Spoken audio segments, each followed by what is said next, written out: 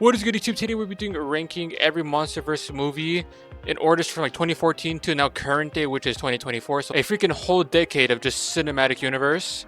And a little disclaimer before we get started, this is my opinion, this is how I feel about the movies, and none of the movies in this cinematic universe are bad, just that some are better than others. Okay, so let that be known. Now, let's get into this.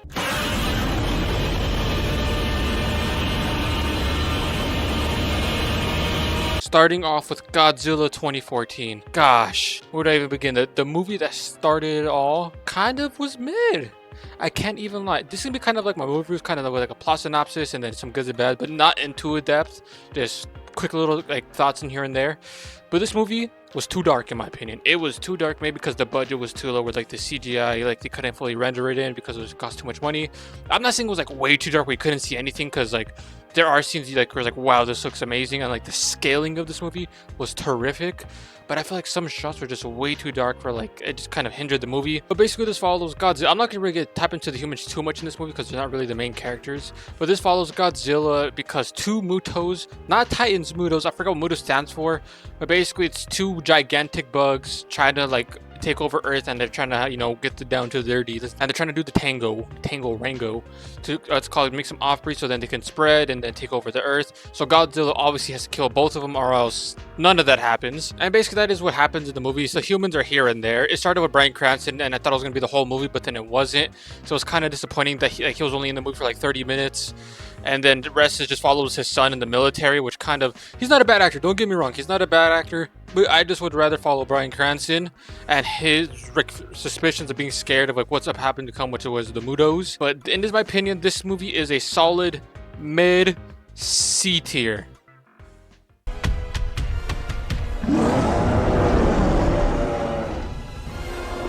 Now getting into Kong, I think the only one and only movie that actually had a reason to have humans, because this actually has a really good human side of it. But first, let me get into the plot. Basically, it takes place during Vietnam. I think the Vietnam War. It follows John Goodman. I forgot his character's name. Gosh, he's in Monarch 2, which I hate.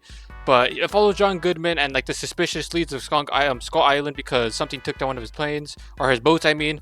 So then he recruits basically like a military group to take him out, and like this group honestly has some great chemistry. I can't even lie. Like it is so good. Samuel Jackson's story is actually amazing, how like he needs a purpose to live and the war is his purpose to live with Kong. So that is just amazing. But it follows them basically like going to Skull Island, getting trapped there, and basically trying to like kill Kong, but then later on they understand that Kong is like the savior of this island, and if they kill him there'll be a bigger like actual opposing threat than just Kong chilling and they're aggressing him. Kong in this movie is amazing. The squirrel color design is amazing. But I'm gonna say this, compared to the Peter Jackson movie, it falls completely short. I'm sorry, I understand Peter Jackson is into this, but dude, when you have Kong, you gotta compare to Peter Jackson. I feel like the island itself was literally like its own character in Peter Jackson, but in this you see maybe like 5 different animals, which is the ox, skull crawlers, the like log thing, I forgot what it's called, the spider, and the bird, and I think like a little bit of the Kraken. 6 animals. Like it is a little bit disappointing how little we see of Skull Island, plus like the Iwi people, which is a nice touch, but it is really disappointing in how much you see them. But this I think has the best human story like out of whole, like I'm not saying it's like anything too deep. Out of all the movies, this has definitely the best chemistry with characters and the best story to tell for the humans in the Monsterverse. So for that, this is actually going to be a B.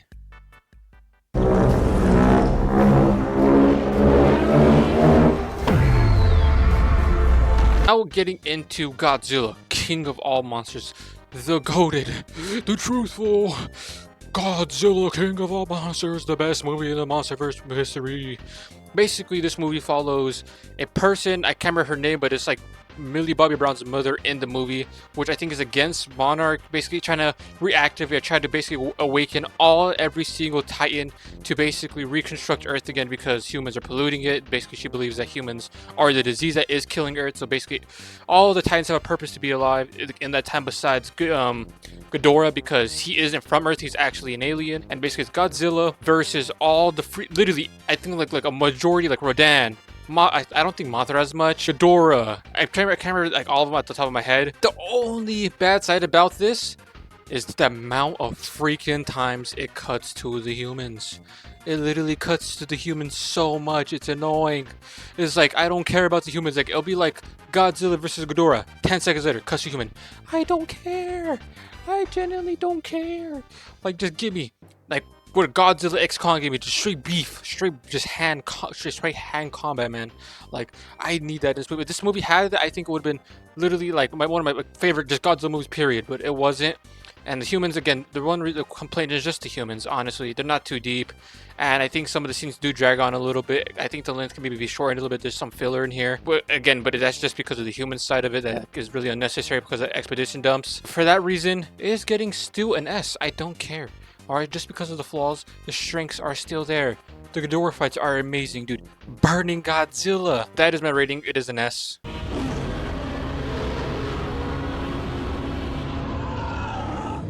Now getting into Godzilla versus King Kong, and basically it follows Kong like trying to find his home because God Island recently kind of went under during a freaking storm, and basically it leads Kong to being into Hollow Earth. But then there's a device, I'm not gonna say what, basically like makes Godzilla get pissed off, which is causing basically the humans to try to attract Kong basically into fighting Godzilla, because it's like, all right, Godzilla's kind of getting out of hand. We need to control him because whatever is causing him to be pissed is not good for us. So we need King Kong to help. So basically, they find a dorsal fin, which is Kong's famous dorsal fin axe that literally somehow counters Godzilla Atomic Breath, even though it's shown literally to kill Ghidorah, which is not even possible because Ghidorah can regenerate heads.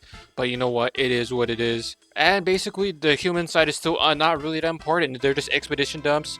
There's some bad things. Like, I feel like it's kind of teetering about, like, I don't know, like going from Godzilla King of All Monsters to Godzilla versus King Kong, it is just such like a weird juxtaposition to each other. Not even gonna lie, because like I feel like Godzilla King of All Monsters is more serious, and then Godzilla versus Kong is leaning more towards the goofy side. I'm not saying it's like full sending like GXK, but it is starting to get there. Like you can see like little cracks of the goofiness, and for that reason, it is getting an A.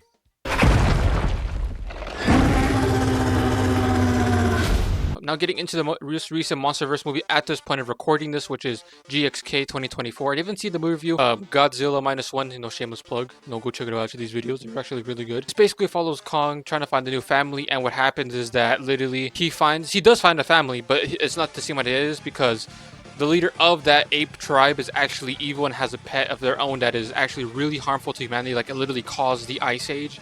So then it is Kong trying to recruit Godzilla, and basically they team up to fight this pet and the Scar King. Basically getting into some of the goods, I think some of the fights just uncut to humans, just straight hands. I can't remember the director's name of this, but he knows how to do a Monsterverse fight. All right, he knows how to do it. He understands. All right, we just want the monsters fighting, and that is it. No cutting to humans, none of the shenanigans, just all monster fight. It does lean a bit against the goofiness, which I'm not really a huge fan of, because it's like, if you show someone Godzilla King of Monsters and then Godzilla X Kong and say these are the same universes, they will flip their mind at this just huge contrast between each other. And another freaking downside that I hated this movie is that it has Godzilla in the name. I'm gonna be honest, it should have just been called Kong's New Empire. Godzilla's in the movie for like 8 to 20 minutes. I can't even lie. He's not in this a lot. When he's in it, it is amazing because he's just straight to hands, just straight like pounding on other titans, dude. Like he's just getting work done, trying to level up in this movie. But other than that, he's just kind of just nothing to be seen. And also the humans, exposition dumps, and their writing is terrible. Like literally, like, maybe these actors are better than other movies, but it's shown in this movie they cannot do work. All right. They are like, no bueno, no bueno. It's like literally one of the characters like, no, don't touch that. And it's like, if you're not supposed to touch it, you should say, please do not touch that. Not, no, what are you doing? Like, I beg your pardon. And there's also a part like where like there's a ravine, and we can clearly see there's a ravine, and the guy's like, there's a ravine. It's like, oh wow, I couldn't see that. But I feel like that's just kind of case for all the Monsterverse movies. Like the humans aren't really the main plot, so they really don't matter with the writing. But man, it's just tough, and like the goofiness of it, and like the villain, dude, just, I don't know. I feel like the villain just wasn't that threatening, if that makes sense. Like he does like pose like a threat against like King Kong and Godzilla, but just I was never scared of him, especially knowing like this is about Godzilla and King Kong. So yeah, basically I'm gonna give it an A. it is good, but you have to be prepared for the goofiness of it, because some things, if you think too hard about it, will not make sense. And also just some things are like, wow, that kind of is too crazy to have a movie, but it is dumb fun, alright? It is an enjoyable time. You just like turn off your mind and just watch this movie. You will have a great time. It is just some dumb fun to have. And actually, I would rate it higher than Godzilla. Actually, no, lower than Godzilla X Con. I still like the freaking fights between Kong and Godzilla. They were fine. But this is basically my ratings of each Monsterverse film. I hope you guys enjoyed this video. If you guys did, please leave a like and subscribe and comment down for more. Have a wonderful day. Bye bye.